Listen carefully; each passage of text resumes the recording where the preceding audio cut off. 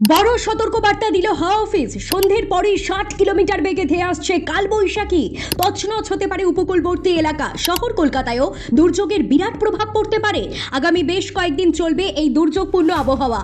কোন কোন এলাকায় রেড অ্যালার্ট জারি করা হয়েছে আজই জানুন। ঘূর্ণাবর্তের প্রভাবে রাজ্যের বিভিন্ন জেলায় আগামী কয়েকদিন ঝড় বৃষ্টি হতে পারে বলে সতর্ক করল আলিপুর আবহাওয়া দপ্তর।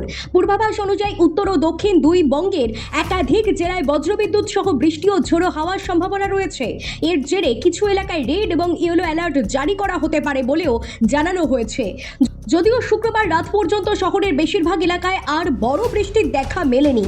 কোথাও কোথাও আকাশ মেঘলা থাকলেও আবহাওয়া মোটের ওপর শুষ্কই ছিল। তবে ঠান্ডা হাওয়ার কারণে সাময়িক স্বস্তি মিলেছে। আবহাওয়া দপ্তর জানিয়েছে, আগামী কয়েকদিনে দক্ষিণবঙ্গের কিছু জেলায় কালবৈশাখীর মতো পরিস্থিতি তৈরি হতে পারে। শনিবার আংশিক মেঘলা আকাশ থাকবে।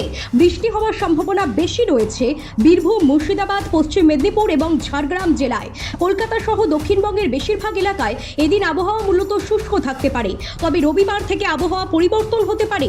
কালবৈশাখীর মতো ঝড় বৃষ্টির সম্ভাবনা রয়েছে পুরুলিয়া, বাঁকুড়া, বীরভূম, মুর্শিদাবাদ, হুগলি এবং নদিয়া জেলায়। সোমবার কলকাতাতেও ঝড় বৃষ্টির সম্ভাবনা রয়েছে। সপ্তাহ জুড়েই বিক্ষিপ্তভাবে বৃষ্টি হতে পারে বলে জানিয়েছে আলিপুর আবহাওয়া দপ্তর। অন্যদিকে উত্তরবঙ্গেও ভারী বৃষ্টির সতর্কতা জারি করা হয়েছে।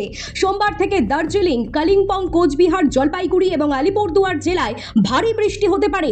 এর সঙ্গে 50 থেকে 60 কিলোমিটার বেগে ঝোড়ো হাওয়া এবং বজ্রবিদ্যুতের সম্ভাবনা রয়েছে। উত্তরবঙ্গের অন্যান্য জেলাতেও বিক্ষিপ্ত ঝড় বৃষ্টির পূর্বাভাস দেওয়া হয়েছে। এদিকে কলকাতায় দিনের তাপমাত্রাও কিছুটা বেড়েছে। আগামী 24 ঘন্টায় তাপমাত্রা আরও কিছুটা বাড়তে পারে বলেই পূর্বাভাস। শনিবার শহরের সর্বনিম্ন তাপমাত্রা 25.7 ডিগ্রি সেলসিয়াস এবং শুক্রবার সর্বোচ্চ তাপমাত্রা ছিল 33.7 ডিগ্রি সেলসিয়াস। বাতাসে আপেক্ষিক আর্দ্রতার পরিমাণ 52 থেকে 94% মধ্যে ঘোরাফেরা করবে। Bureau report, talk to time.